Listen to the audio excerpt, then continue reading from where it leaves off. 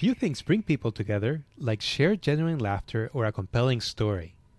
While we might typically associate these and other elements from the world of performing arts with entertainment, they can also be powerful tools that enable people to come together and collaborate effectively in solving complex problems in novel ways.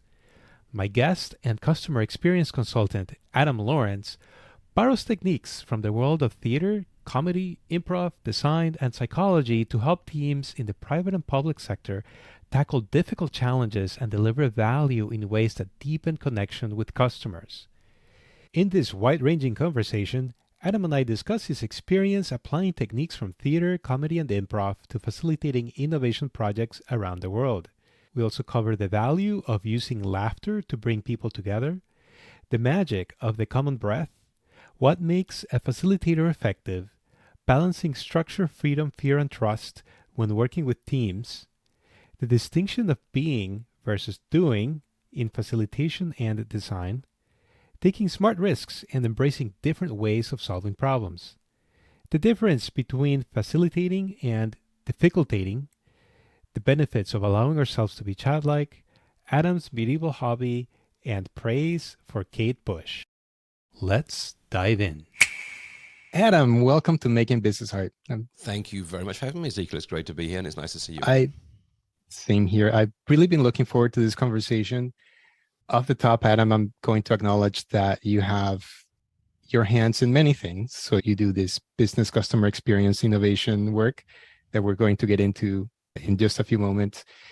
And you are also into theater and comedy.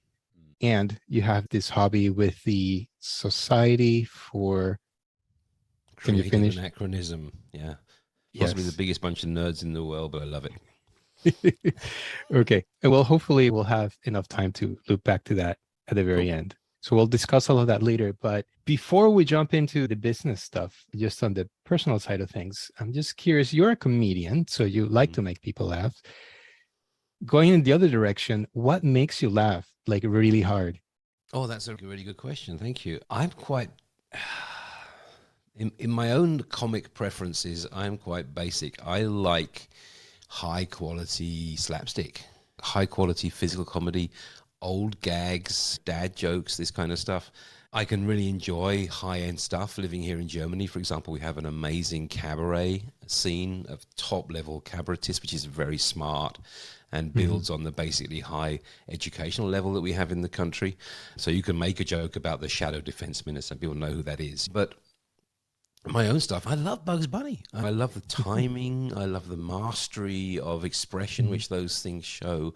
There's a pair of British comedians, sadly one of them died now, Rick Mail, Adrian Edmondson, who used to do these live shows under the title Bottom, which is almost like living cartoons. And I can just lie on the sofa holding my sides, just watching these two gentlemen being very rude to each other and hitting each other with any object that comes to hand and doing it with extreme precision. I saw one documentary once about Will Smith, and he just did the classic gag of opening the door and smacking yourself with it, which is a thing which every pantomime student, every acting student learns. And he did it with absolute precision.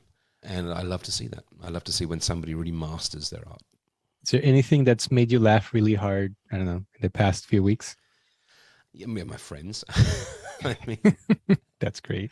We've been after Corona, a lot of my work, but also my hobby. You mentioned this medieval thing that I do. We've really sort of gone back to basics. It's nice just to be together again and just to sit around the fire and enjoy the sun on the day and not have too much of an agenda, but just see what unfolds over a weekend or over a week or whatever.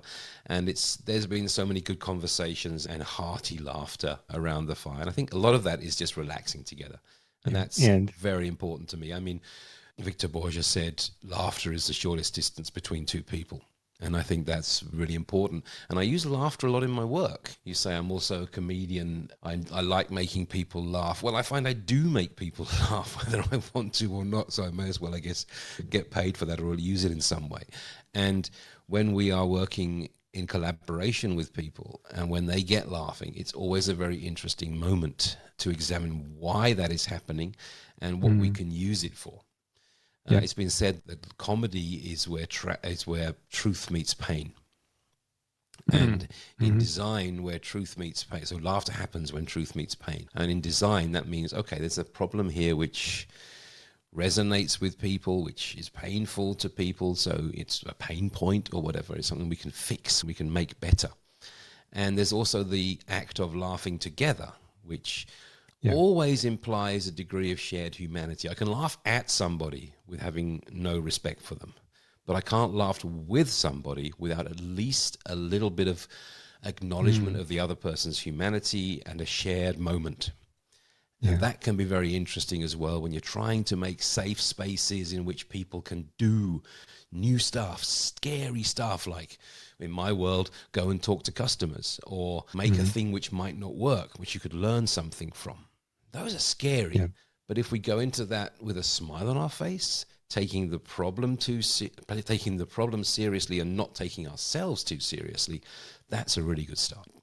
Absolutely. Well, thank you for that answer. That's a very thoughtful answer there, Adam. So we're gonna come back and touch on and unpack some of the things that you just said. And I just want to remark that in your hobby, you both laugh and you beat your friends on the head with a stick at the same time, right? In a very nurturing way. Yeah.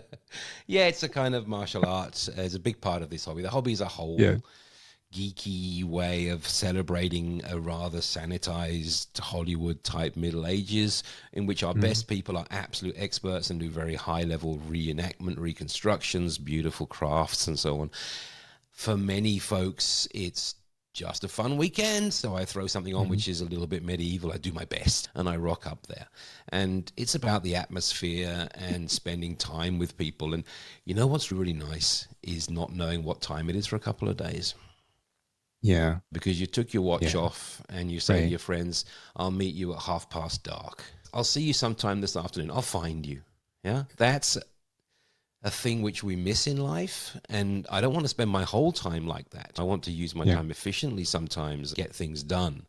But it's Mm-hmm. also very good to have those times to exhale Yeah. in your life. And I find that this Yeah. particular hobby is my way of finding that. Others go for walks in the country, others get on Right. horseback, others make music, whatever it is. But what is your way of exhaling? Yeah. In some ways, I mean, I don't know about kids today with all the technology that's wrapped around us, but I'm going to venture, I guess, when you were growing up and I was growing up, and I don't think there's that much distance between you and I in terms of years. Mm-hmm. It's like being a kid because back then we were just out playing, and yeah, Yeah. the time somebody came Absolutely. out to say lunch is ready or something is Yeah. come back to reel you Yeah. back in. Yeah, Uh, exactly. It's getting dark. I yeah. should go home. This kind of thing. That's so true. And I think Mm. we're back there again to those scary things that we ask people to do. And one of the things that we as designers, as collaborative designers, often ask people to do is behave in ways which they consider to be childish. And I prefer the word childlike because children have superpowers at certain things. They don't hold themselves back all the time by self-filtering, by self-criticism. And there are childlike behaviors which are incredibly useful to us in the adult world. And it's a pity that people are embarrassed about being like that. But again, humor, laughter, not taking yourself too seriously can really help people towards that. Absolutely. And then that's a great distinction of between being childish and being childlike. There's a lot to explore that maybe that I need to do a podcast just on that. But okay, so you've been kind of pointing at your business life. So let's really get into this conversation. And the first question I always ask is, where do you work and what do you get paid to do? It's quite broad, as you said, geographically. My business partner, Marcus Hormes, and I at my company and many other folks that we collaborate with, we're lucky enough to work very broadly around the world. So we have clients on nearly every continent, and we have business dealings on every continent except Antarctica. And we really enjoy, while feeling bad about the kerosene that we're burning, we really enjoy moving around and spending time with those people. A lot of that, of course, in the last couple of years has been much more online. That's been great, though there's some of it you can't really do online. But we're known for being fairly, playful. Let's use the word. We have the word play in our business name. I'm very careful when I bring that word out, and being fairly colorful in our work because we come from theater. That's the common thread that runs through our company. And we're brought into organizations under a whole bunch of different headings. Sometimes people say, we have a design project, we need some help with this. Yeah? And we won't do the project for them, we'll help them through that project.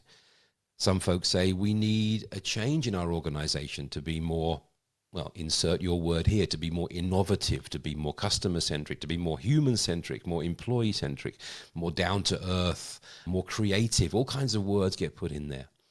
So we come in at different points of projects, either to give it a kickoff or a boost or a focusing moment, or to accompany that whole change project over many years. That includes things like even career designing for new career paths in the organization, holding events, writing books, wikis, templates, lots and lots of training, accompanying projects, coaching people, this whole thing. So usually it's people who come to us and say, we have a challenge around value creation. So this thing we do is not rocking, or we're facing this new challenge and we need help with that. And our next question is, okay, we can't do that for you, but we can help you. Is that interesting? And then we start talking. So our clients are usually fairly large organizations, not always, but usually fairly large organizations. They could be in professional services, they could be in telecommunications, in power generation, in government, sport, fashion, a whole bunch of different industries we work with. Right. Yes. But also, it seems like the sun never sets on your business empire there. How British of you. I don't know, or it's dark everywhere at the same time. I'm not sure. No, we do. This is one of the joys and the challenges is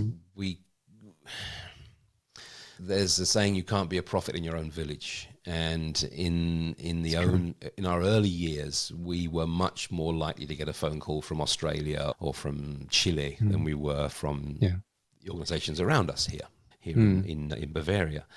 Today, it's much better. We have great organizations on our doorsteps that we also work with. But in the early years, we were much better known globally than we were locally. Excellent. So my anthropologist brain, it's screaming at me to ask you this question. Let me just linger here lightly. Let's not burn too much clock on this. But since you do work around the world, let me see, how can I phrase this? Where have you experienced the most challenge in terms of culture shock, in terms of kind of clicking with the people, of finding that Rosetta Stone to connect right with the other side? Yeah, a lot of folks ask me where is it most difficult to work and so on, or where are people the least responsive or the most responsive to your work? And I find actually industries, there's much more plurality between different industries than there is between different parts of the world. I think part of that comes back to what we said earlier about the techniques that we're using, because we're using theatrical techniques like comedy and humor and acting things out and so on. They work at a very human level, and it doesn't really matter what language you're speaking often when you're doing these things. I've done facilitation and training in situations where I don't speak any common language with the people I'm learning with. I'm just using my eyes, hearing the voices and so on, rather than the words, and it works. So that sort of humanity of our work, I think, helps there, because you get down to the common things that all people have. Everybody gets frustrated at times. Now, the trigger and the ways out of that, of course, can be very cultural, and it's absolutely fascinating to explore all of those. But it can be quite difficult sometimes in certain industries for people to accept there's more than one type of problem. That is usually the first thing that I try and get across to people when we start collaborating together, is there is more than one type of problem. There are problems that you can solve using things you've done before, and there are problems where doing things you've done before is downright dangerous, or at least risky. So, and getting them to understand that can be the first challenge. And that varies. There are industries that have not changed much over the last century or so. I'm thinking about, I don't know, insurance maybe. It's a mathematical calculation. Yeah, the types of risk have changed, but the basic proposition has not changed very much. I'm talking about heavy industry, which is where you have a commodity that you turn into a product in terms of Joe Pine, and people buy it from you. Some of my clients used to build power stations, and they'd build a power station. They get a contract from the government. They guaranteed that the government would take power from the power station for the next 30 years at this price. There's, that's all about how can we optimize? How can we make what we're doing a little better? Let's Kaizen ourselves into the infinity point. That's very different if, for example, you're a consumer-facing organization today, or you're an organization which tries to deliver value where you're not talking about knowledge stock, things that we know want to sell to you, but knowledge flow. We are learning things and we're passing them on, because that world is far less predictable. And organizations where that is understood are much, much easier to work with. Right. And of course, if I just very basically break this down into sort of, let's call it old problems and new problems, or structure and freedom as the words we often talk about, exploitation or exploration. If we just make it into like a two-sided question like that, it's more complex than that. But every organization faces both of those.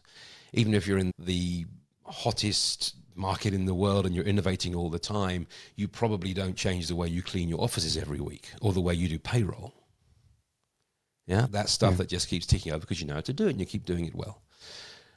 And even if you're in a very stable business like the folks who had the guaranteed market for their energy, there are still new things that happen. Your legislation comes up, et cetera, et cetera. So understanding that everyone is going to face different types of problems, that message is different to transport in different organizations and different branches, different industries rather. Right. Thank you. So I'm just going to dig into a little bit of biography, your business biography, and don't mean to spend too much time there, so we can just kind of go through that in a succinct way. But we're going to jump in our time machine in our DeLorean and go back to the past, or a TARDIS, whatever your time machine of choice is. I'd be torn. I would be torn. I believe the TARDIS has a pool, which is quite nice. There you go. And so I know you started your professional life at the Honda Motor Company. Yeah. And you had this stroke of luck of having just a phenomenal mentor there. Yes, I did. Absolutely. And so how did you go from there to now being this facilitator and service designer that you are today? That's a good question. The broad brushstrokes of that journey. Yeah. So my degree was psychology, just a bachelor's in psychology, and I specialized actually in animal psychology, which I found very interesting. And from a psychology degree into kind of marketing and so on is not too far. Yeah. My ex-girlfriend was a recruiter. Honda moved to town. They literally moved into town with a crate of money to make a new European headquarters. And she said, "You ride motorcycles, go for an interview." I got the job, and it was a fabulous time because this was literally a new level of administration being put in, so we could invent anything. There were no furniture at the start. There were phones on the floor. And we built that up into, about 150 people built up into this proper European headquarters for the company. My mentor there was a guy called Silvio Manicardi, who was a big name in motorcycling, worked for various Italian brands and also for some of the federations around motorcycling.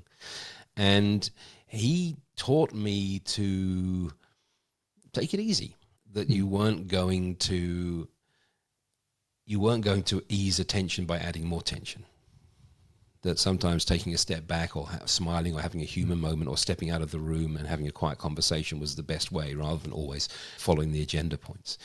But I was already doing this facilitation there because one of the roles that we had as Honda Europe was to be the bridge between Honda Japan and the European subsidiaries. What happened before, basically, I wasn't there, but it was told to me that every year 20, 30 European managers went to Tokyo. And Tokyo would say, "What do you want? What are the new bikes that you want?" And there'd be a huge fight in Tokyo, between these European managers, and the Japanese would be confused by it. So they basically built my organization as a place where that fight could take place. And then one person, usually my boss, would go to Japan and say, "This is what we want." So we're already translating between European cultures and Asian cultures, between sales cultures and manufacturing cultures, between what we called marketing, which was deciding what needs to be built and how it's to be sold and where and the prices. This was the classic 4Ps back in those days. Yeah? Translating between marketing and the factory. Honda was a massively engineering-led company founded by an engineering genius who was also a bit of a wild card in his culture as well. And it really worshipped great engineering, which is why their products are still absolutely amazing. Yeah, I love that company still. But they didn't speak marketing. In that organization, if you were a Japanese member, when you started, you would spend more than a year working on the production line. No questions. You would be actually putting together cars, engines, lawnmowers, outboard motors, whatever it was, motorcycles. So you understood where we come from. I would have preferred if everyone had spent a year talking to customers. Because we had situations where there was a real clear customer need, and it really, honestly, it wasn't interesting enough for the factory to build it. So that kind of translation became really important. And that's a red thread. I don't know you want to get on to the rest of the interview. So the red thread going over what I've done as being a psychology guy in an engineering company, later on being a business guy in theater, now being a theater person in design. A lot of my work has been about being the outsider and saying, what I see here is this. What do you think about that? And that's a facilitation task, reflecting what you see and leaving it to the people to maybe develop some solutions. Yeah. I just want to pull the thread on a word that you're using that I find interesting. And you're describing all these roles and you're talking about being, and to me, the way I'm hearing it is being over doing. And doing is important, but I think I think this we'll get into this later in more depth with the more artistic side of your life, but there's something I'm finding as I explore this more and I practice it, that it really has to come from the inside out. And it's really about embracing a way of being first that informs the doing, that then connects with others. So when you're saying being this or that, does that resonate with you, the use of that word, or are you saying you're using the word being in some other sense? No, it does. I was very briefly involved in a book called This is Service Design Thinking. I was much more involved in a book called This is Service Design Doing. And we've joked about the fact that the next volume might need to be This is Service Design Being. Yeah. Kind of a joke at the moment. We'll see. But I think that is important because, yes, we are creatures of action. We are action monkeys. That's what we do. We like to bang rocks together and poke the anthill with a stick. And that means that we often define ourselves by the activities that we do. But in facilitation, and actually in design generally, I'm very interested in the implicit. The things that I can't put into words. Well, I can put them into a novel, maybe, or into a symphony, but not onto a Post-it, certainly not. And as designers, as people working in design, that's really important. I cannot tell you why a thing is cool. I can show it to you and you'll see that it's cool, if you agree with me or not, or you'll see in my eyes that I've been lit up by something and you find it cool. Yeah. I'm choosing that word as a fairly trivial thing, but you understand what I mean when I say I can't tell you why a thing is cool, but I can build a prototype that might contain some of that coolness. Or you might go out and experience people being lit up by this thing. And you're lit up by it as well then. And all you can do is light somebody else up without ever telling them why. Yeah, it's the implicit, it's the in-between. Yeah. And I think that's quite important in that distinction between doing and being. Because when we are doing stuff, that can be quite transactional, but it can also carry a layer of meaning, which is not the what, but the how. How do I do this? How do I answer the phone? How do I make that form work? These kind of questions that we as service designers fight with every day. And this brings us around to that other phase of my life, the phase in theater. Because in theater, we're constantly jumping backwards and forwards between very big ideas and how I express that on some wooden boards with a few people and some light. And words, and making that switch between the very, very big and the very, very detailed is what designers also do. We have design principles, we have strategic goals for the organization. We have brand, all these things. Okay, so if our big motto is transparency, how do we conduct an annual staff review? And what does it change in the way we do an annual staff review? If it changes nothing, then our motto is meaningless. Yeah. If our big corporate vision is that we are more human than the other people, how do we answer the phone? When I pick up the phone, what do I say which is more human than our competitors are? Because if it isn't, that's meaningless. And this is a thing which I think is really important to us as designers. And it comes through being. It comes through aspects of how we do things which you cannot put into words. Yeah, absolutely. A lot of what you're talking about is part of what this podcast project is about. And one way that I've been thinking about various things that you said is how, so we have this wonderful nervous system. And it's really, if you really contemplate the nervous system of all beings, but particularly the human one, there's just so much there, right? And there's so much that we experience that cannot be translated into language, but there's like a look or a gesture or a touch or something that just really adds magic and juice to life that either can't be put into words or maybe doesn't need to, right? Yeah. Because it's, you just have to experience it. And that's part of the being, right? Present, experiencing something. And I find that in our societies, I'm starting to realize just how underdeveloped our understanding is about that. There's the broader way that we experience things, and also just and not having the perspective to appreciate it or give some things their place. And often it's the things that make life worth living, actually, because yes, I agree. Having a pile of money doesn't mean anything if you're miserable and don't have anybody to share the possibilities that pile of money makes possible for you. Anyway, go ahead. You want to say this is what we've been missing in remote working, because all that in between gets much, much harder.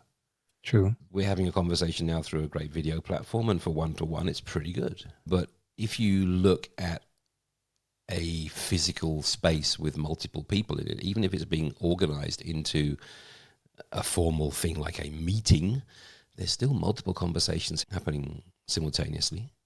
Some are non-verbal. Some are being carried by a catch in the breath. They're being carried by a look across the table.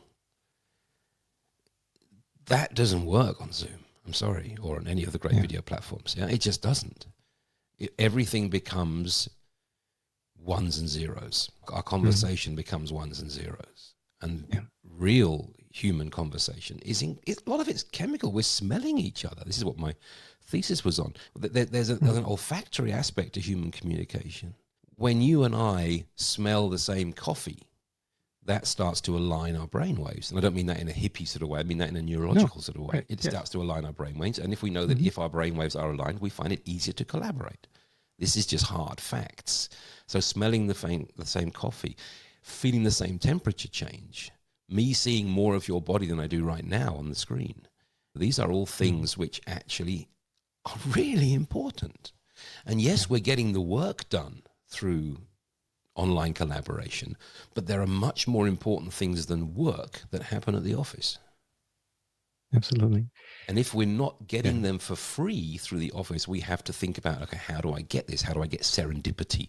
How do I get these human moments without like saying if everybody will meet for 5 minutes before the meeting and go into a random breakout room and have a buddy moment? Really? I'm not saying I've got a better solution than that, because I haven't, but that's just really wearisome. Yeah. There's an article I was reading, in fact, last night about theater and how it's a team of scientists, I think from Europe, and I forget the institution off the top of my head, but they looked at people who were experiencing theater and how people's heartbeats start to align in the production. And then they were looking at differences between people who are romantic couples and that resonance, that alignment in heartbeat, and then people who know each other, who are like in an in-group versus the out-group. And those instances were in the social moment after the theatrical production, where, when people are talking about, oh, what did you think about? But during the actual performance, so, and this is just powerful, you think about it, the synchronization, right? There's some other word that I'm forgetting right now, the entrainment, I guess, of the heartbeats, it transcended in-group, out-group dynamics. Like everybody got on the same wave, and as measured by scientific instruments, right? So this is like it's a measurable thing that, well, some people are very attached to that versus just feeling the force like some of us might like to do. But yeah, it's really powerful. It is. So One of yeah, my for sure. one of my favorite expressions in the theatre world. I run a course called Theatrical Methods for Designers with a brilliant colleague called Annalena Kühner, who's a highly qualified theatre director.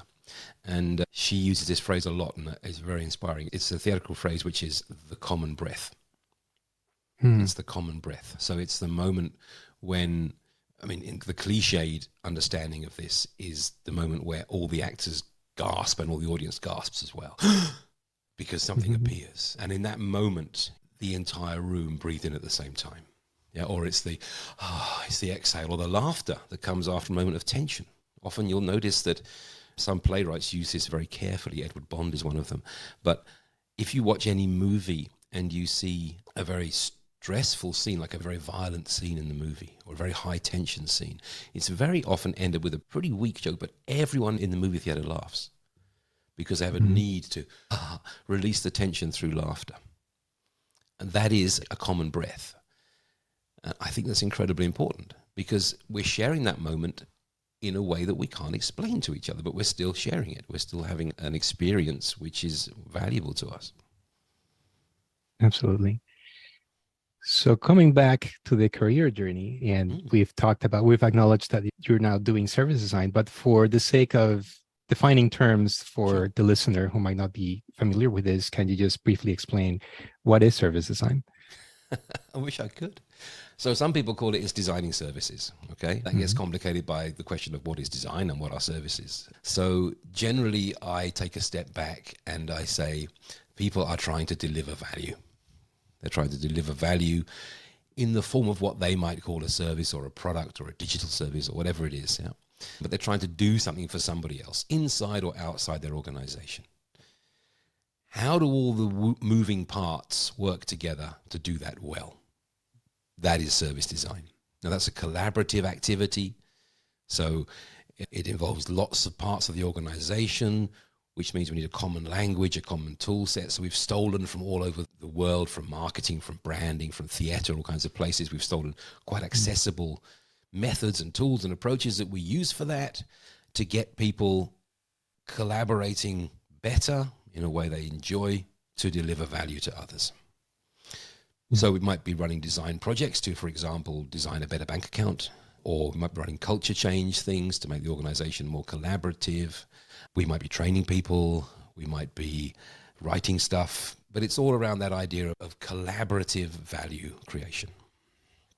Yeah. Now there's a sister term, design thinking, that it's kind of intermingled with service design.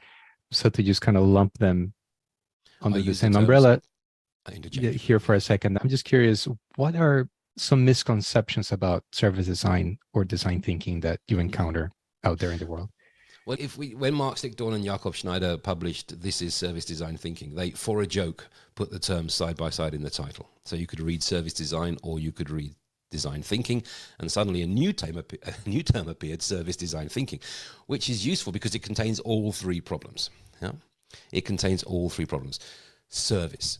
What is service? People think service is being nice to customers, or it's what happens when things go wrong. No, service is our economy. In the developed world, it's, if I can use that term, not a great term, but you know what I mean. In rich countries, that is 80-90% of what we do is intangible value creation.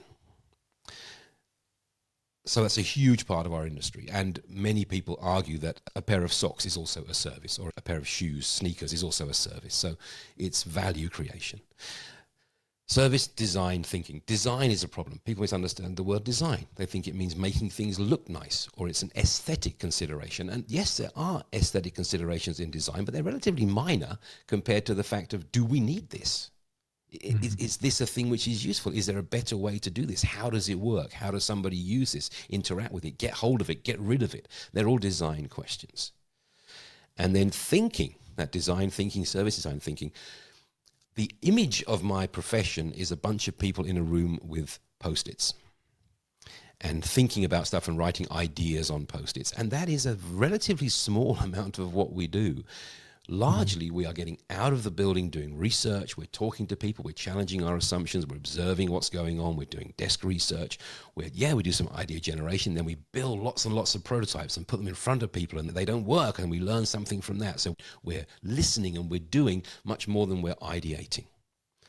So there's some problems around all those words. The word service is problematic, the word design is problematic, and the word thinking is problematic.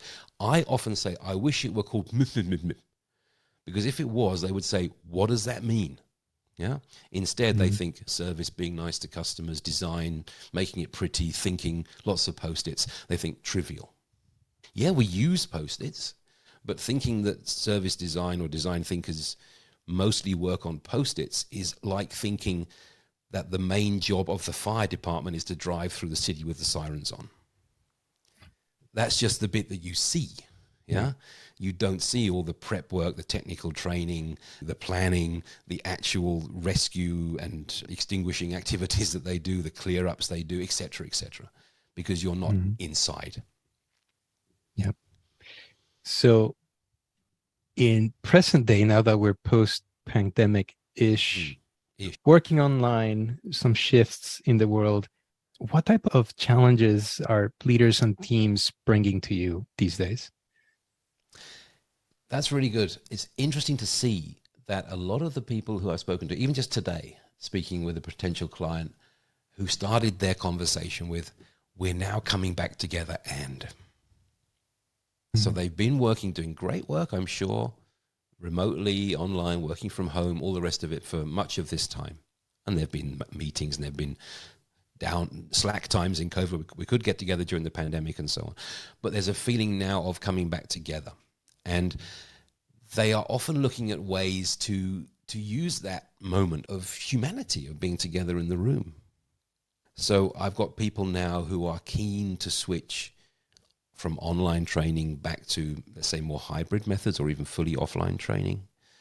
I've got people who have teams that have only worked together virtually, and they want to provide a foundation of shared humanity under that collaboration, now that we really can spend time together and mess things up together and get over it together, this kind of thing. So sure, it's design projects, sure, training and culture change projects, but it's often with that idea of, now we're back in the room together, what can we do that is better, that is more rewarding, which is making a difference to us as human beings and not just getting the tasks done. Yeah. So to probe into that, now I'm going to ask you to put on your psychologist hat. just a bachelor. Don't go too far.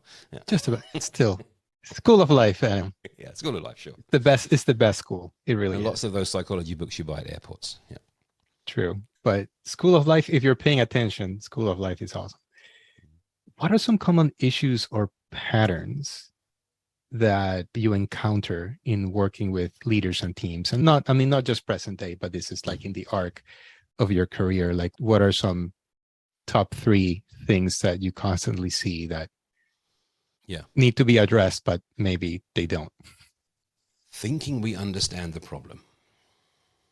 Yeah, and I'm using the word thinking quite consciously there because it's an intellectual activity that people have seen a couple of things or heard a couple of stories or looked at some numbers and now think, okay, I know what's wrong here. And that can work in a situation where you're very at home. I mean, if I've got an engine in front of me and I'm an engineer and I know that, well, this rotational speed is too low, then therefore probably the fuel's not arriving. Yeah, okay.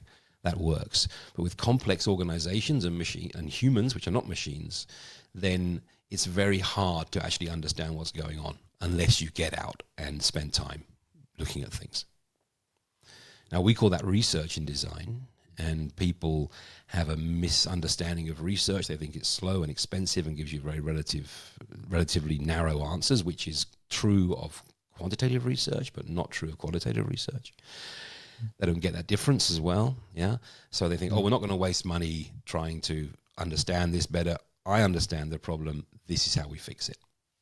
And that brings us to a second challenge, people who believe very strongly in their ideas, usually because they've tested their ideas in an echo chamber of people who think the same way they do, possibly who work for them. Yeah. I mean, that's not the best place to actually get an honest assessment of your ideas, even if it is a thing which you can express as an idea. It might need to be a thing you express as a prototype or as an experience to get out and feel it happening. So thinking you understand the problem, yeah, thinking you know how to solve it, and then thinking that just do it in a linear way is the cheapest and fastest way to get there. Because it emphatically is, well, it depends what the problem is. If it's a thing you've done many times before, then fine, yeah? But if it's a new problem, then that is a very risky way to get to a solution, because it means you're going to make big mistakes with real customers in front of the public world, in front of the press, whatever it is, and burn a lot of money if you're wrong. Yeah. So I'm gonna push you here a little bit, Adam. Thank you for your answer. And feel free to pass, but do you have a perspective or offer up a deeper read as to what might be emotional undercurrents 2-3 layers down below what you were just describing? Sure. I often play a game. This is often one of the very first things I do with my clients, and I might not call it a game, by the way. I probably call it a bit of brain training or a simulation, but it's essentially a game. And I ask them to create something very simple. Like, for example, we might throw a ball around, yeah, and make a pattern. Or we might tell a story one word at a time. So I say the first word, you say the second word, I say the third word, like this, yeah. And I give them the task to do, and then I ask them to reflect on what happened when they did that, and what seemed to help and what seemed to block that co-creation. We make a list there of the things that made it difficult to, for example, tell a story together. And they always say the same things. They say overthinking made it really hard, yeah? Or worrying about the grammar made it really hard. Or trying to look ahead and trying to plan what was going to come was really hard. So overthinking, following the rules, planning ahead, and a bunch of other things made it really hard. And I say, what made it easy? Let go. Just try something. Trust the other person. Give them an easy setup. Make them look good. 2 or 3 things and a bunch more that make it easy. And I put 2 labels over those.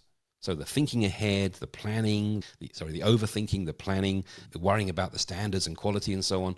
I call that structure.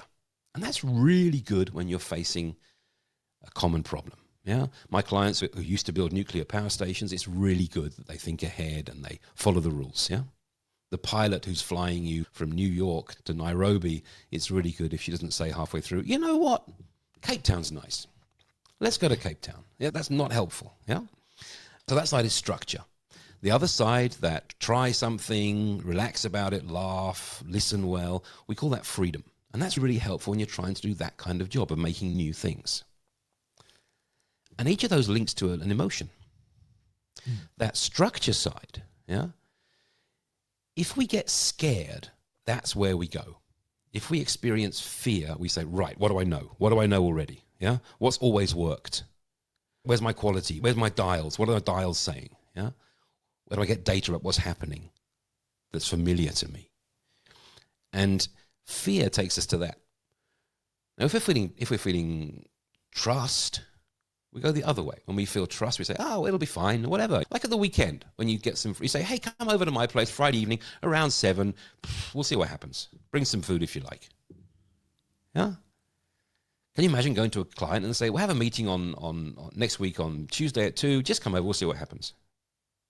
That would make them feel fear. So on the side of structure, we have this link to fear, to being afraid of the unknown, or being uncomfortable with the unknown. And that, I think, is really important in our work as facilitators, as designers. We ask people to enter into unknown space, to do weird things like go out and speak to customers and build things that might not work and so on. Yeah? That is scary. And when they get scared, instead of embracing the freedom that we encourage of iterative learning loops and all these kind of things, they go, structure. I must have structure to control this fear. I want to know an agenda for the meeting. Well, we don't know what's going to happen yet. We haven't got the data yet. I want to have an agenda, so I can see if it's going to be a good use of my time. Yeah. What's going to be happening in the 18th week of the project? No idea. That's ridiculous. You must know. Now, that's fear speaking. It's you might say responsibility, but, well, I would argue about that. But it's the need to have some structure to hold on to because you are going into the dark naked. Yeah. And this is why facilitation, I think, is the critical skill of a collaborative designer. So anyone who's working in co-design, in any kind of design with multiple people, facilitation becomes our critical skill. Absolutely. And that's a great segue to my next questions, which is about facilitation. And I just want to kick that off by acknowledging that design thinking or service design is like this corporate buzzword.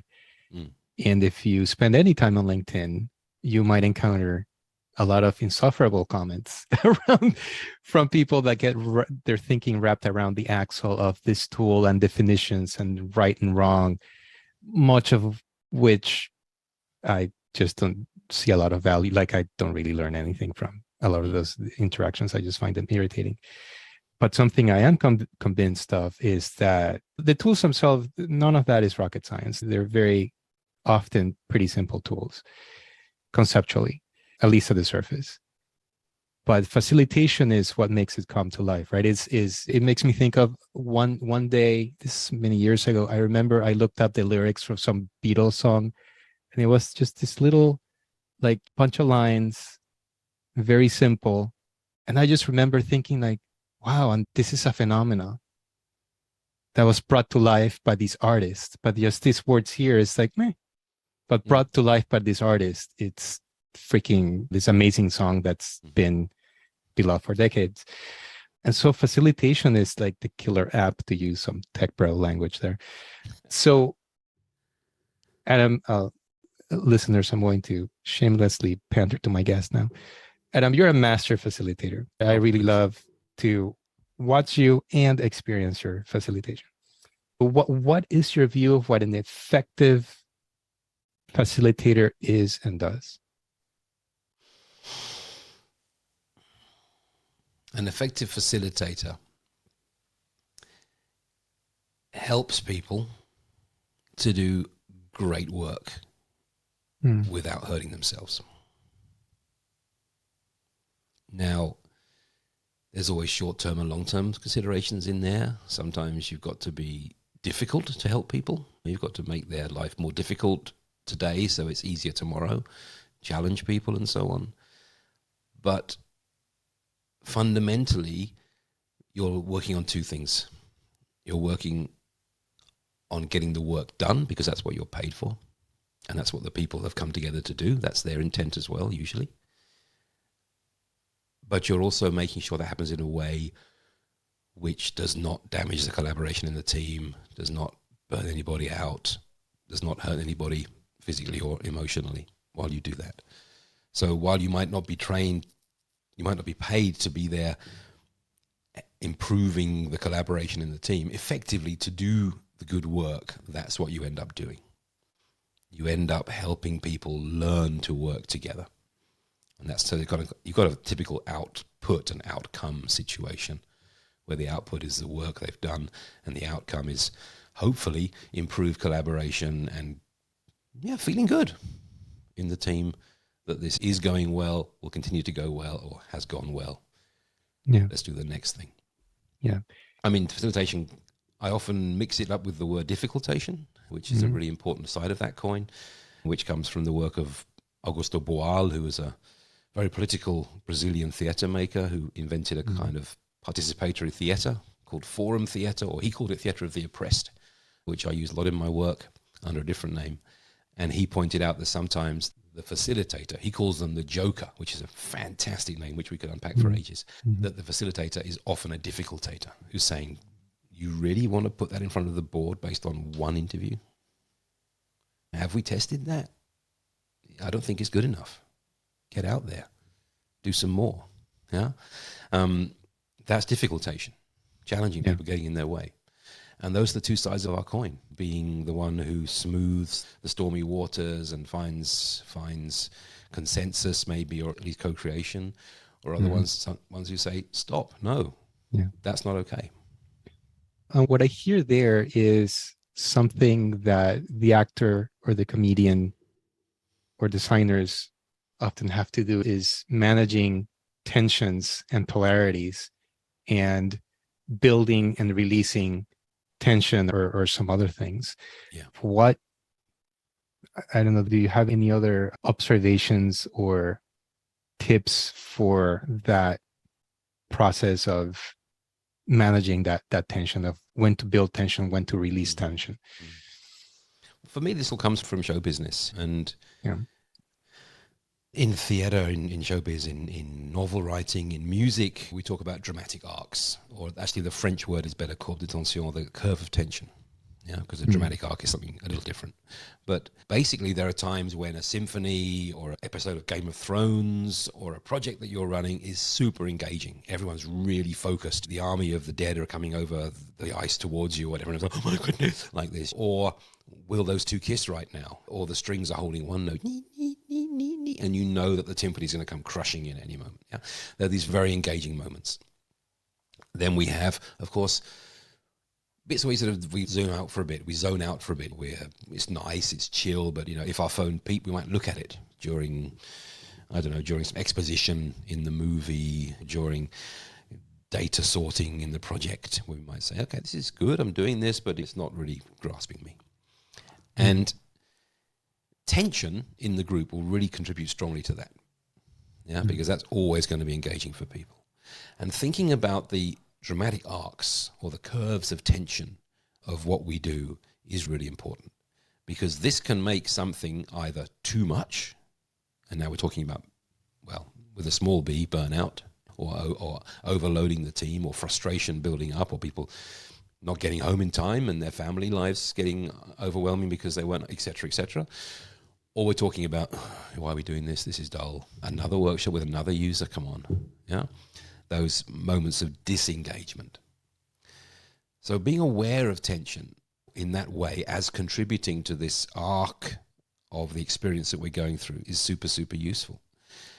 And another theatrical thing we could talk about, I mentioned that Boal talked about the joker as the facilitator, calling them that term.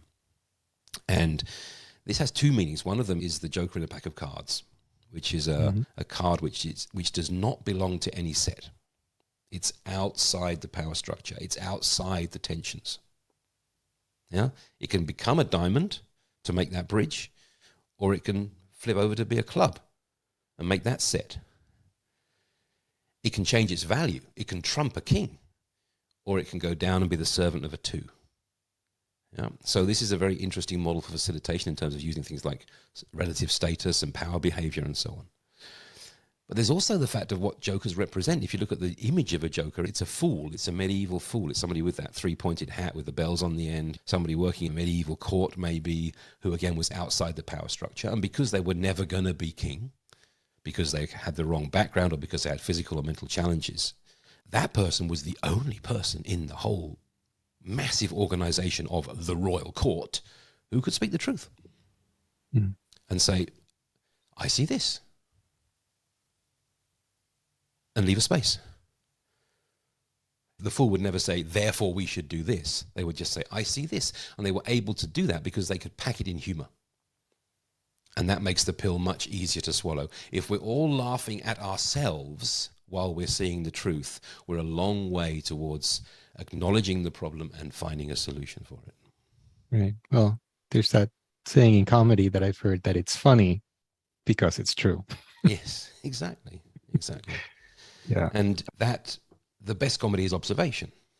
And good comedy does not need to provide the punchline. It shows you and you go, yep. Yeah, that's me. Yeah.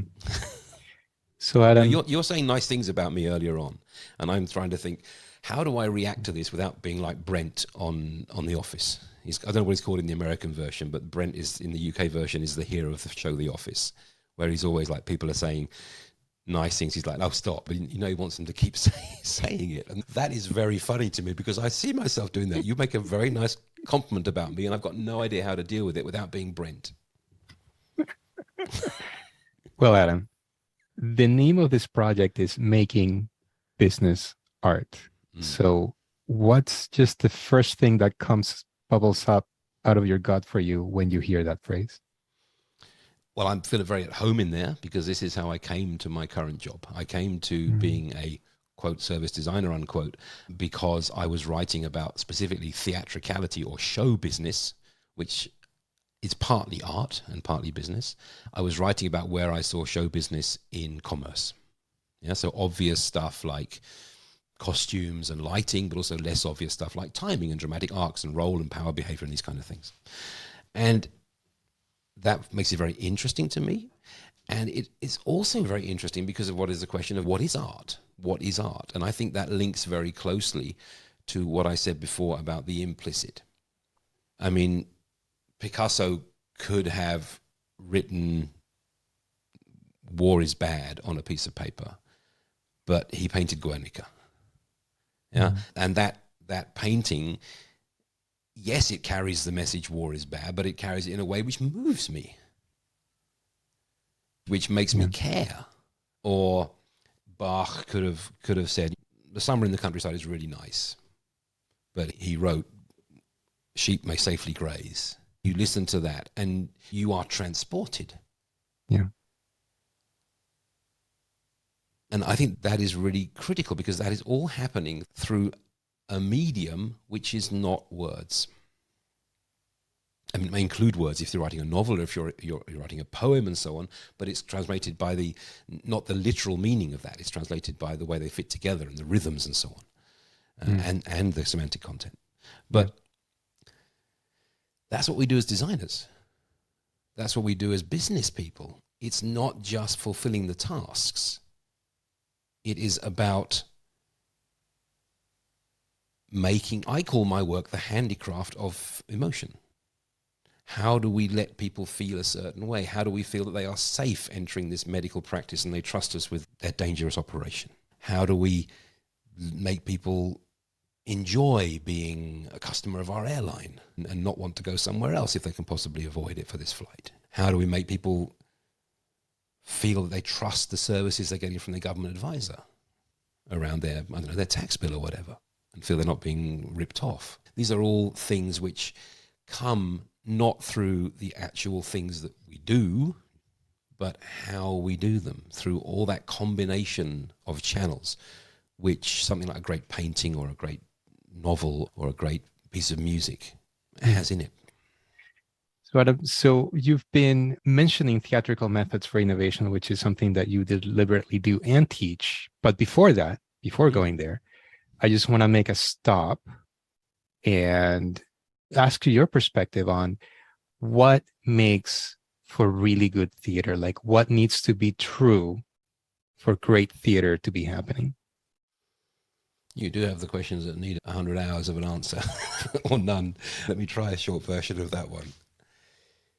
Great theatre makes me care. It makes me feel something. Yeah. But that's what it does. But what needs to be true for that to be happening? Like the conditions. I think I need to see myself. I think I need to see myself in it. And Chekhov famously said that a theatre play is a life in 1 hour. Yeah. I mean, most of his plays, especially, are much longer than 1 hour. But I see what he was trying to say is that we see a window which is presented to us in a way where we see much more in it than it actually fits inside it. We see what's happened before, what's going to happen afterwards. We see values brought to life because it's super true. People often think that my other profession, the profession of an actor, is about fakeness.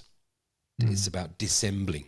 It's about pretending to be a thing that you're not. But various actors have said this in different words, and the one that I like the best is Sir Anthony Hopkins. He's one of my absolute favorite actors. And His most famous role, of course, is Hannibal Lecter in the Silence of the Lambs films. Yeah, and the reason that that lovely, gentle Welshman, yeah, is absolutely terrifying when he plays Sir Hannibal Lecter is because he could have been him.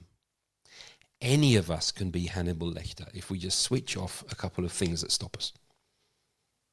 We haven't all got the intellectual capacity of him, but in terms of cutting off somebody's face to use as a mask, oh my goodness, yeah. We could all do that. Anthony Hopkins could do that. And as an actor, we don't pretend. We decide which side of ourselves to show that we don't normally show. And this is why I often call theatre super truth. Yeah? The thing you are seeing is fictional, but what it reveals is more true than everyday life. It's more visible here than it is in everyday life because of the focus that's been placed around it. And I think good theatre is good because I see myself in it. It is true to me. And it might be something about Scottish kings in the 9th century, or it might be something about Angels in America, about gay people in New York in the 80s. Yeah, and I was not a gay person in New York in the 80s, but although I can never understand their struggle, I see parts of that in a play like Angels in America, which relates to struggles that I've had. Right. Or friends that I've seen go down, whatever it is. And that's when I'm lifted by it. Absolutely. Building on that answer, I think we didn't really unpack empathy in our design work and how that is part of making business art and delivering value that connects with people. Do you want to share some thoughts around that empathy building, that connection applied in the world of business, and how that opens the doors and windows to possibilities to connect with people in a much deeper way? It's a difficult word, empathy. And I must admit, it's one that I use very carefully in my practice because certain types of, remember that structure and freedom thing? People who feel really at home in that structure thing about goals and measurable and planning the future and so on. If you come with a word like empathy, they poo-poo it. It's hippie nonsense, soft skills, because it doesn't fit in structure, because you can't measure it, And if we go back to that link to fear, they say not measurable, therefore slippery, therefore untrustable, therefore scary. Yeah, they wouldn't think that far, but I've been there myself. I've thought things like that. So often we talk about other things that will bring empathy to people. So we all talk about spending time with users, which we might have to frame as a reality check or a scoping exercise, because those are words that fit in that structure side of the equation. And then people do generate empathy. There's a great story told by Damien Kernahan of Proto Partners in Australia. And he was working at the time with Eric Roscombe-Abbing, who's now at LiveWork, I believe. They may have moved on. They tell a story about working together back in the day, back when service design was still soft, and having a big telco client who every year put off the problem of customer experience, just pushed it down the road. The numbers were all there. The numbers were really clear. They had to do something about it. It was costing them money, but it's very important next year. And after several iterations of frustration around this, Eric and Damien just played them one phone call. They played one phone call to the board, which ended with both the customer and the hotline agent in tears because of some very simple human thing which could have been done to dramatically help that customer in a moment of real, genuine crisis, which was not possible because of the policies and the structures of the organization. And at that point, the board said, okay, there's your X million Australian dollars you need to do this.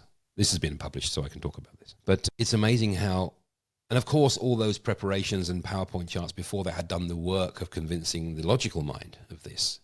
But it was the human moment of hearing people cry, which actually pushed that very large, rational business decision over the tipping point. And that's important. So with people who don't like to use the word empathy, we talk about exposure, we talk about deep dives, reality checks, and all these kind of things. because we know that is data they will take with them. Not all data is numbers. Numbers are great data, but there are other kinds of data as well. And that gut feeling or that frustration or that desire to help that particular person that you met, that's data as well. Yeah, absolutely. It's provocative. I like to provoke people sometimes, and I have several provocative positions that I've been holding back because I don't want the mob to come after me on the internet. But I think this project is part of starting to be more transparent about that.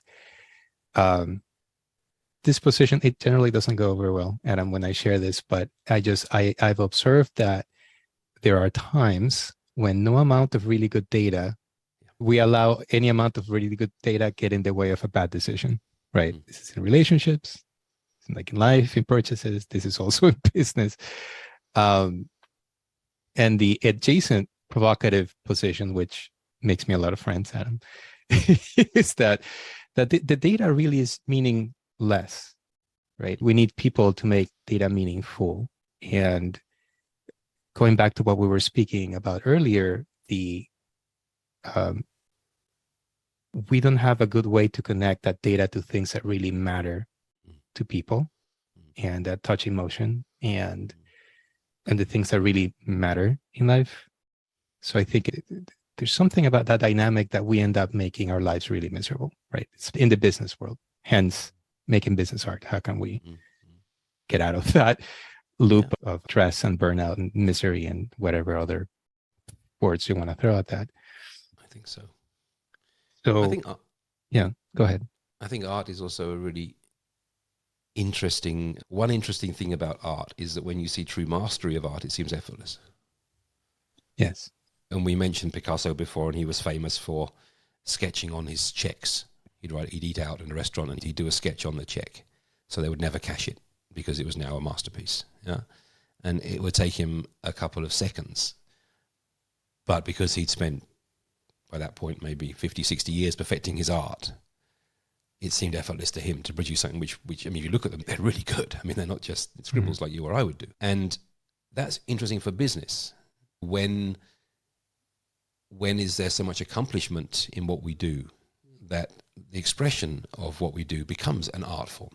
It becomes effortless to do stuff which is really good. Even if people can't say why it's really good, it just is very good. And there's that thing there also about when do we let go? When do we let it happen? And when does that take us towards absolute excellence in things? Yeah. Before going on to the theatrical methods for innovation, there's one other thing I wanted to touch on, and that's honesty in art. So I just want to reference back to when you were unpacking really great theater and you said, well, people think it's pretending. And all of those things that you said is what makes bad acting. When you see acting and you're like, oh God, make this stop. This is horrible. Which is part of the course of becoming a good actor or a good artist, is that you have to suck for a while, right? That's just the way it is. But yeah, I wanted to get your thoughts on honesty. For instance, in this podcast, it's an exercise in me of just coming out of hiding and just trying to be honest. And just to own up to, I work at being aware, am I being dishonest or phony? Meaning, am I going like, oh, the questions, what looks good? And then catching myself and saying, what am I really curious about? And what do I want to create space for the guest to reveal something? Right. And I trip over my words on here. And it's somewhat embarrassing, but whatever. But I think really great art, there's an honesty to it. And I'm just curious to hear if you have any take on that. It's a tension, isn't it? Because I talked about my term super truth before. And sometimes to make something, in that case, the pretend story is more honest than the real one, because the real one is too muddy. I can't see what the message is. So I simplify the story, I edit it to show the truth underlying. And of course that can go both ways. I can distort that as well very easily. But so the tension exists between the honesty of the unedited the raw material, which an artist may have at their disposition, or the dishonesty of shaping it into a way which actually shows the inner truth more clearly. Romeo and Juliet, at the beginning, the prologue comes out and says, in beautiful Shakespearean English, two houses in fair Verona, which that I've seen, he basically says, look, it's about 3 hours, at the end they're all dead. Yeah, and then the play starts. Yeah, so that, very honest. There's no cliffhanger in there. You're not going to want, oh, are they going to survive? No, we've literally been told at the end they're all going to be dead. Yeah, that honesty actually makes the tragedy really powerful. But there are other situations where you want the impact to be greater, or at least more condensed, by a surprise twist, by things coming together at the end, by not knowing, I guess the cliche is the murder mystery, the Sherlock Holmes, the Miss Marple type situation where you don't know who did it, and you're much more engaged by trying to figure it out for yourself. Yeah, or the sudden twist at the end makes you revisit the whole thing. Sixth Sense. What? Oh my goodness! Yes, it all makes sense now. Yeah, you reassess the thing because of that. So there is a craft decision around honesty, which is around how much do I shape what I'm doing here in order to show the truth. Yeah. It's a tricky balance. It's a very tricky one. It's a very tricky one. And I think there's also an honesty around speaking around that, about saying, I'm struggling with this. And then they say, why is he telling us that? What's his ulterior motive for being so human right now? There's all kinds of levels to this stuff. Yeah. I used to be involved in never actually did one, but I was involved peripherally in a wonderful thing called the Theatre of Course Acting.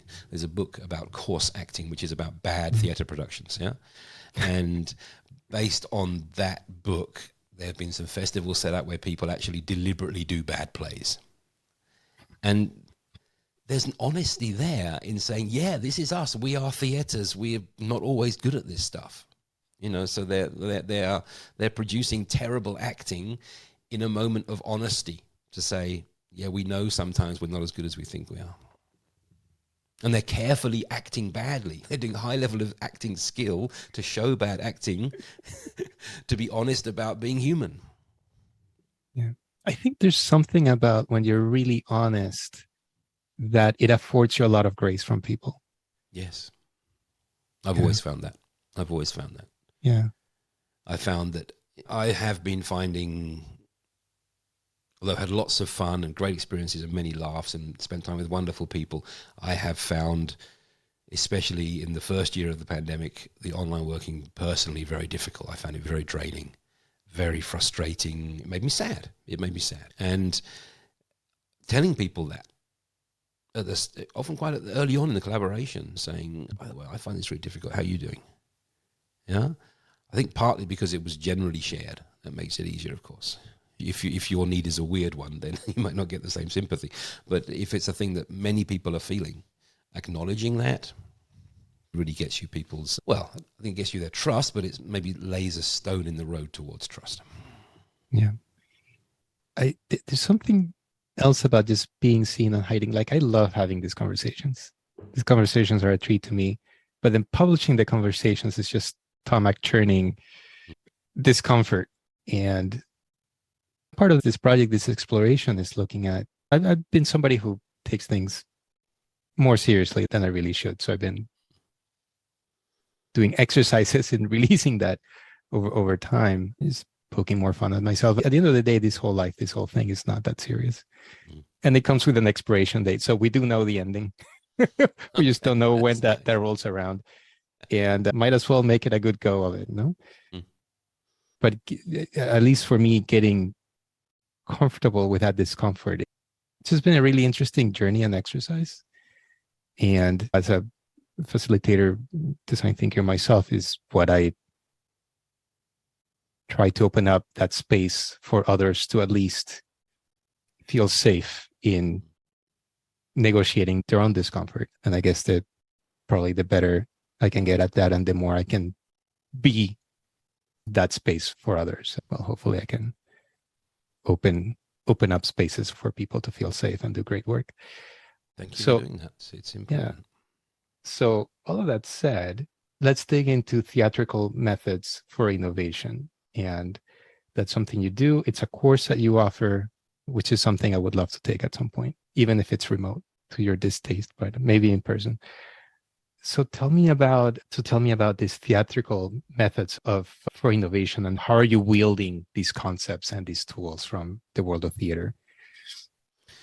About 13 years ago or so, I'd been writing about theatricality or show business in commerce, and my friend Marcus had been off to the Doors of Perception conference in India and met the guys from Live Work, and we both got very excited about experience design and service design.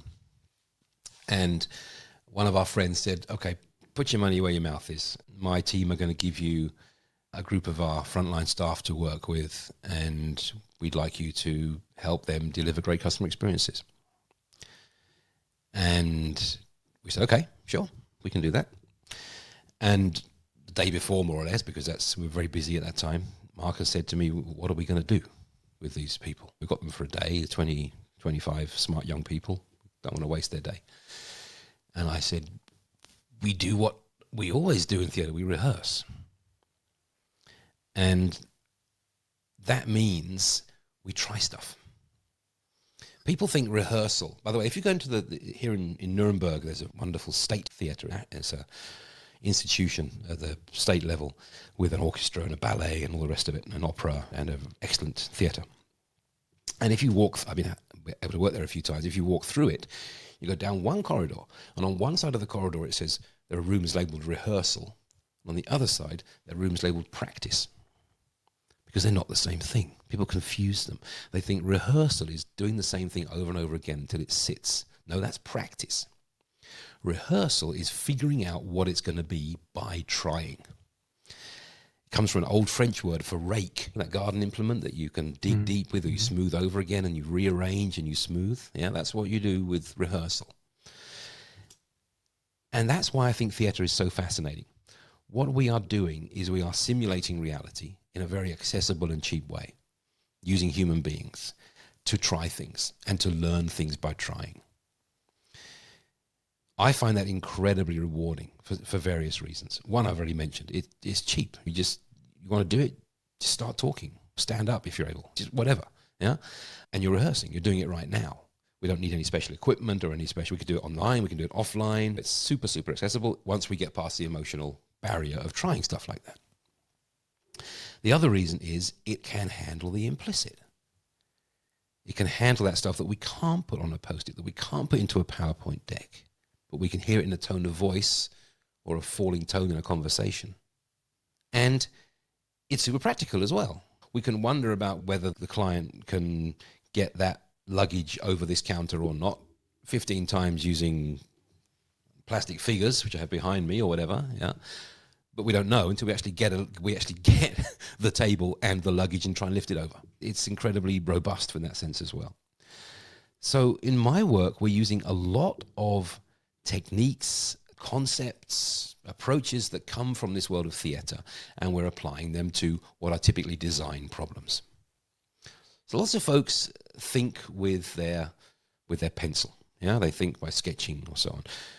I come from theatre, so I think by standing up and moving. That's how I think, best, preferably with a few more people, so we can move through space and we can start to actually feel things. You actually do. This is a weird thing. This is not hippie. This is neuroscience. We move our body through the world in familiar movement patterns, and we start to feel real emotion. The amplitude is lower than the real disappointment or real excitement, but it's all the same lights going off, all the same chemicals being released, all the same vasodilation, etc., etc. So we're actually working with emotion from the get-go. So I like to rehearse stuff, to build things, to try them out, to think about dramatic arcs and so on. And that's really interesting because organizations love to work with abstraction. You might have an organization whose fundamental goal, fundamental value delivery is that they sit people in restaurants and bring them food and take their money. And they do that in hundreds of locations around the world. That's their fundamental value creation, as well as the real estate stuff and whatever. But that's the basic function of what they do. How do they manage that? They manage it with Visio and PowerPoint. Yeah, they talk about it using words and on bullet points. Yeah, and if you say to people, no, let's sit down and actually serve each other pretend food, that is like the weirdest thing you ever suggested. Like, what? That's just so out there. No, I don't think it is. I think what's weird is trying to manage that through Visio charts. I'm asking you to do the thing that your organization does all day, every day. Thousands of your colleagues do this. And that's the weirdest thing anybody ever asked you. Isn't there some massive disconnect in there? So there is a lot of challenge around creating, back to your point, around these podcasts, safe spaces for people. Situations in which they're happy to do that, in which they want to try that and don't feel embarrassed by doing it, where they don't feel the shame of role play, quote unquote, which is a word I never use, where they don't feel the spotlight going on, but they are happy to try stuff using whatever they have around them. I use this a lot, by the way, for digital services. So you play the machine, I play the human. And you don't play it as a machine, yes, no. You play it as a human being with all the emotional capacity of a human being. It's just lots of stuff. So you know exactly which seats are free in which restaurant, for example. Yeah, and what the prices will be and how long it takes to drive from A to B. And then we have the conversation. And you might say, I see you hesitating. That's a really interesting point. When this becomes let's say, a digital interface on a phone or something, you know, it might be interesting to see how fast people select things. Can we learn something from that? You know, to develop, for example, a digital service as a conversation. It's sometimes called concierge prototyping, like the concierge person at the hotel who knows everything and they can fix everything for you because they just got the contacts. Yeah, have that conversation, pretending that you are the concierge, which is my drive sharing app, or the concierge, which is my insurance claims app, or whatever it is. And get that conversation to feel right. Tone of voice, emotional level, intrusiveness. No, don't ask me that now. I don't want to tell you that yet. To get that right really quickly by talking first, and then think about how does this go behind a plate of glass, as an app, as a website, things like this. Or it might be a physical thing like a restaurant or an airline. It doesn't matter. And so we use theatrical tools all through our innovation processes. We use them in research, where members of staff will act out situations that they've been in or situations that seem familiar, and we talk about them and we act them again in different ways because some things you can't talk about. We use that as, of course, you start thinking, what can we do differently? Try change something. That's ideation. It's also prototyping. Oh, it's not working. That feels weird. Or no, that won't fit through here. It's too big. We're prototyping as we go. Let's have to rearrange the room, and let's just move this table over here. This table can be the gas point, this table can be the counter, do that kind of thing. And it's also implementation. A lot of organizations, when they have a change, they publish that change as on paper, in words, or as an email in words, maybe with a training handbook or a little bit of training or something like that. But the training very rarely includes an opportunity to try it for myself, to rehearse it. And what theaters are doing when they're rehearsing a play is they're figuring out, okay, this is a process. This is what has to happen. These are the words that are written down for us. Yeah. But how does that work on our stage with our actors, with our audience here in Moines? Yeah. How does that work? And they rehearse to figure that out. If I introduce a new consultative process for my tax accountancy brand around the world, yeah, I need to give the folks doing that in India a chance to try it out before they put it in front of Indian clients, because the guys in Pretoria are going to have a different experience from the folks in Bengal, and the folks in Bengal have a different experience from the folks in Iowa. Yeah, where do they get the chance to give it their own voice? So we're using rehearsal and other theatrical methods all through the process, often as a substitute for slideware and paper, and often in conjunction with those as well. I find it very rewarding and I find it very emancipating, because these methods take us away from the dominance of the eloquent. There are people in our organizations, in our cultures. I mean, Bob Geldof talks about poets, priests, and politicians, yeah? The people who run the world. And they have, actually, no, that was Sting, actually. The other one is Bob Geldof. Bob Geldof mentions two of the three, not all three of them. Anyway, poets, priests, and politicians, the Vikings would say they are word strong. Yeah? They are good at words. They can make you feel a certain way and understand them using words. Not everybody is like that. There are brilliant people in our organizations who cannot put what they do into words, or who are not comfortable standing in front of a flip chart or a PowerPoint. But they can show you. They can build you a thing which shows you what they mean. And I find working in this more physicalized, hands-on way emancipates those people and puts them up on a level footing with the people that we're used to hearing from in this kind of work, which are the word strong. Yeah.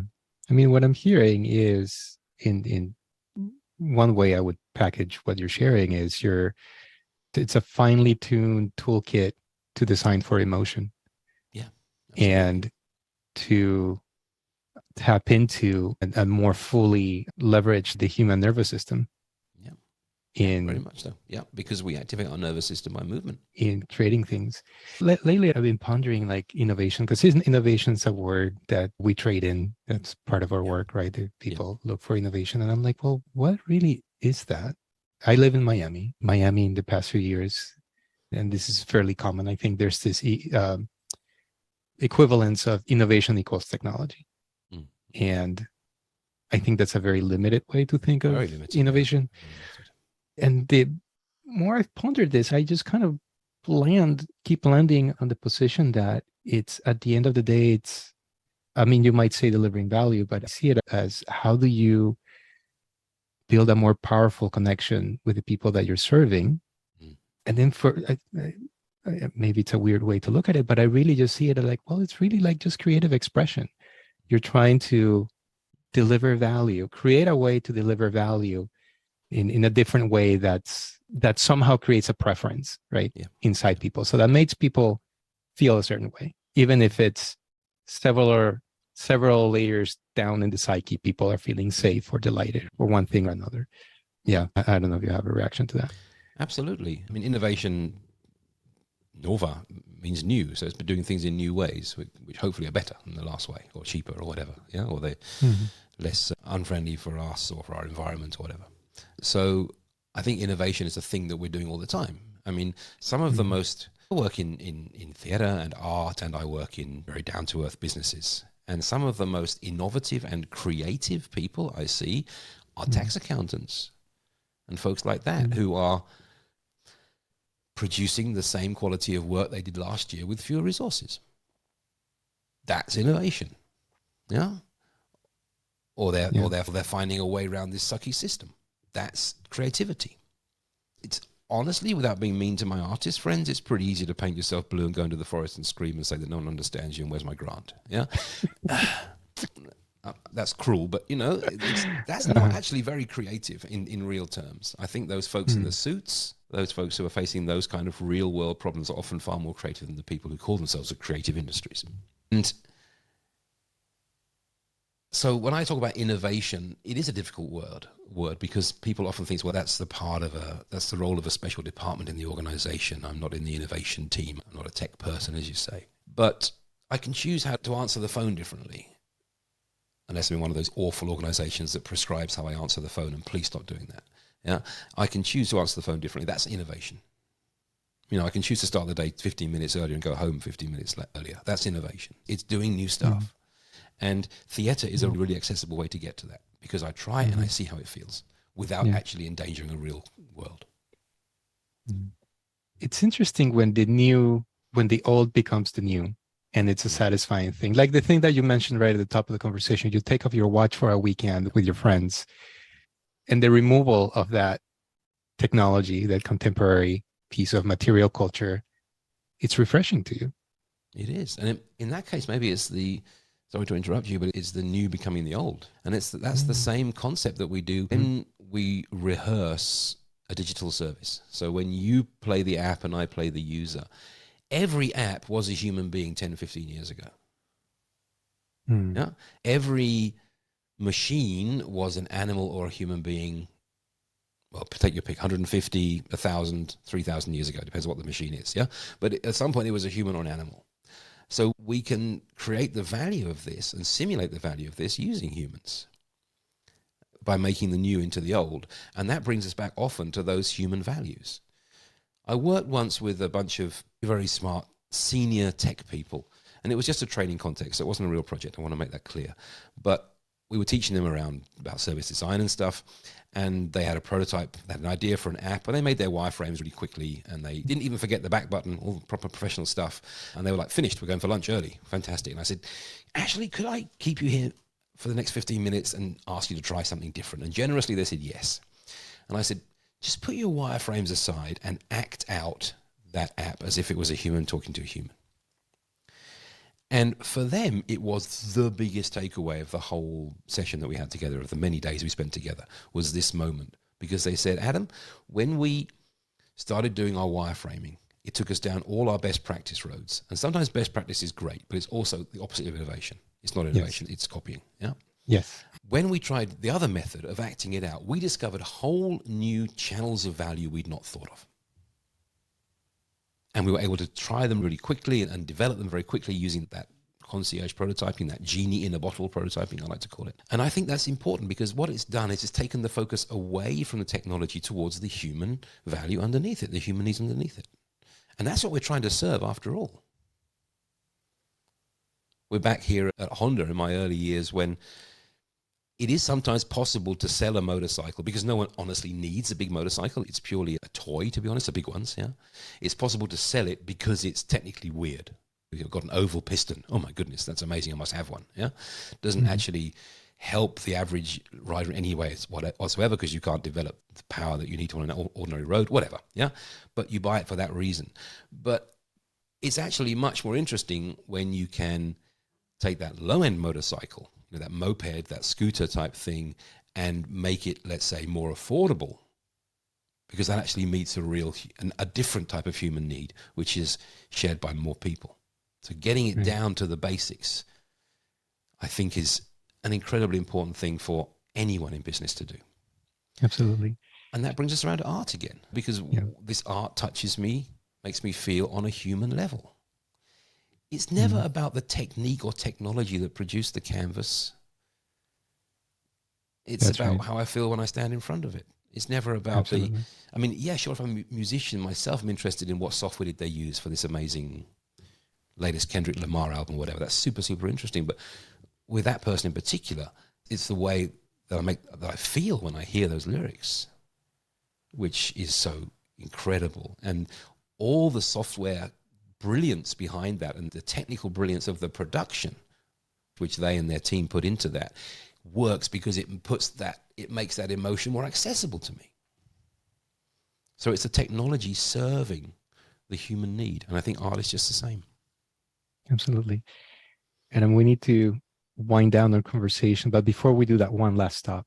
Sure. And so a mission statement for this project that I've come up with is very romantic. And I just want to float it by you and just see what your reaction is.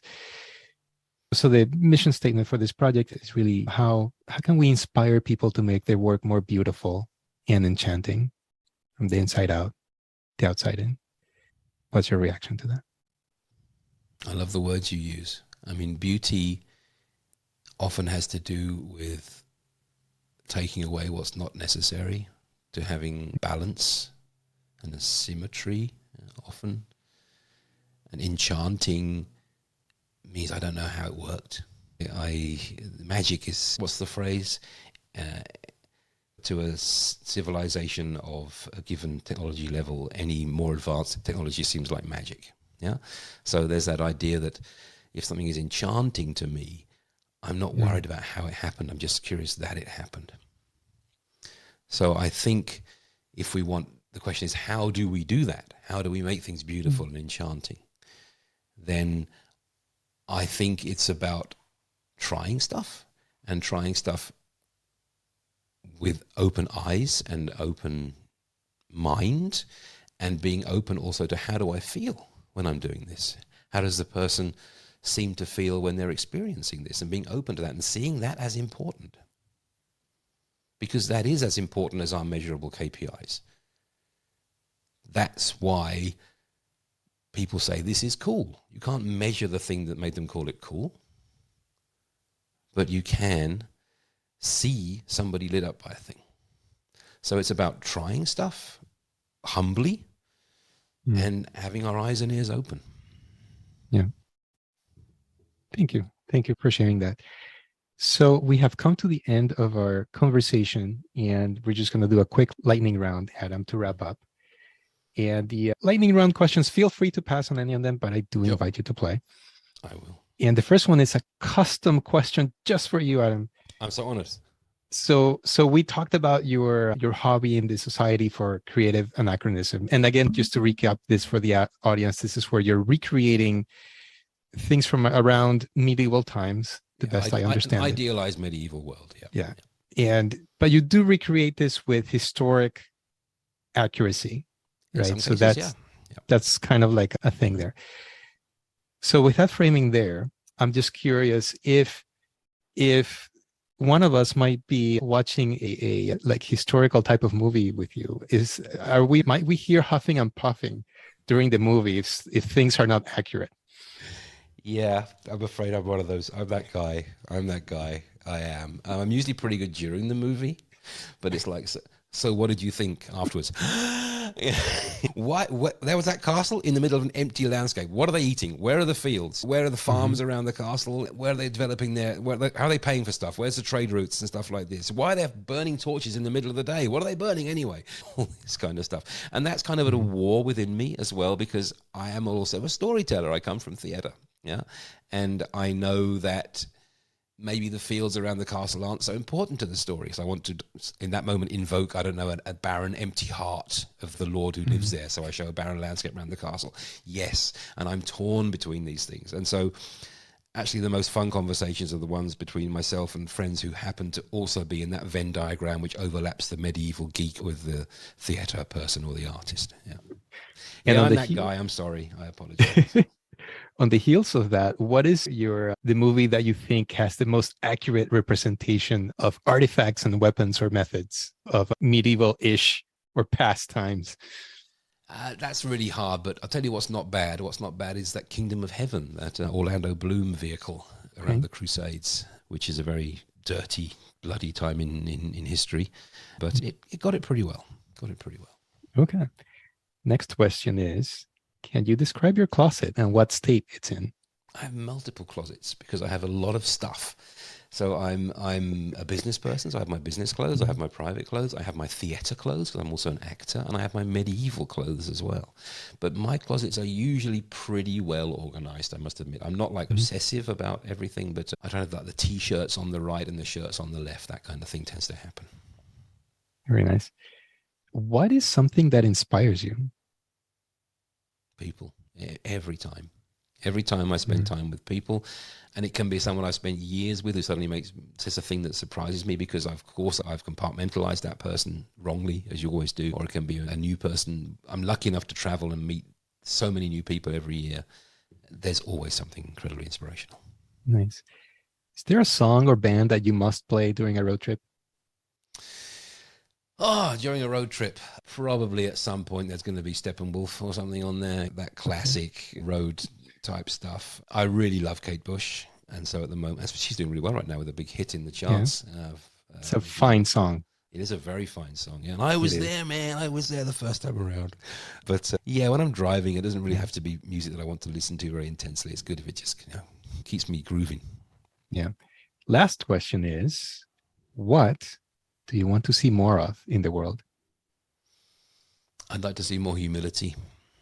And I'm absolutely guilty here myself of thinking we have the answer, thinking we understand things, thinking we know the solution much, much, much too early. Because if we have that humility, then we do more of the things that we should be doing, which are to include other people in the decisions, especially impacted people in the decisions, to run a portfolio of experiments rather than one big bet, to develop and evolve ideas rather than imposing them.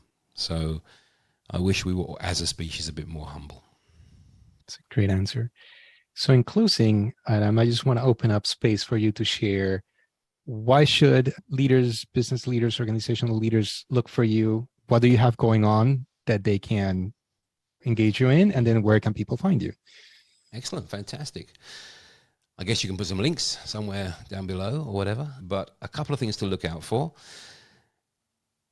I co-founded a really big innovation learning event called the Global Service Jam, which is where we met. That's right. 10, 11 years ago now. It's at globaljams.org, and it's a annual thing every year all over the world, people coming together in their local cities or towns or villages to try and build new things and to learn while they're doing that about why are we doing it this way? How do we do it? How's our collaboration working? So if you'd like to jam like a band jams, but not jazz music or Irish folk, if you'd like to actually jam on new products, new services, check out the Global Jams.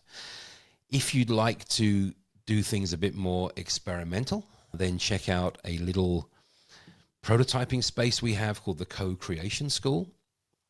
That is run by myself and two colleagues from other companies, where we try stuff around collaboration, around design, around theater, around neurology, all the things that we're interested in. And we have free conversation sessions there where anyone can show up and just chat with each other about whatever interests them around their business, around people around them, around collaboration. And we also run training courses which are experimental, so you might get some really new stuff, and it might not all be very good. We're honest about that. It's a prototype, so it's cheap. It's not free, but it's cheap, and we may mess it up, but not all of it. We guarantee that there'll be something useful there for you. And there's the book, I guess. This is Service Design Doing, is the main one of our books, which you might find interesting. Or just reach out for me. If you Google Adam, like Adam and Eve, Lawrence, like Jennifer Lawrence, and design or innovation or any of those words, you'll find me. Great. And if somebody, I mean, we spoke about these theatrical methods for innovation at length here. If somebody's maybe interested in following up on that, where can they find that? Give me a ping, or that's one of the things, because they were still developing it, we run that through the Co-Creation School. So you go to co-creation.school or co-creationschool.com and you will find information about that, or you can ping us there. We don't always have it on display. If there's no date coming up, we take it down from the board, not to tease people with it. But I recommend that. It's a lot of fun. Yeah. We'd also come into your organizations and do stuff there as well, if you like. Very nice. Well, Adam, as business people, we can always make more money, but we can't make more time. So I really appreciate you spending your valuable time with me today. It's super valuable to talk to you. You've made me think about a few things in a new way as well. So what more can I ask for? Excellent. Well, we might have you back, but until then, soldier on, and best wishes on all your upcoming projects. I'll leave you with an expression from show business, because circuses always break up and reform. So allegedly in the circus, they never say goodbye. They just say, see you down the road. There we go. That's a great way to end. Thank you, Adam. Thank you, Ezekiel. That was really, really fun.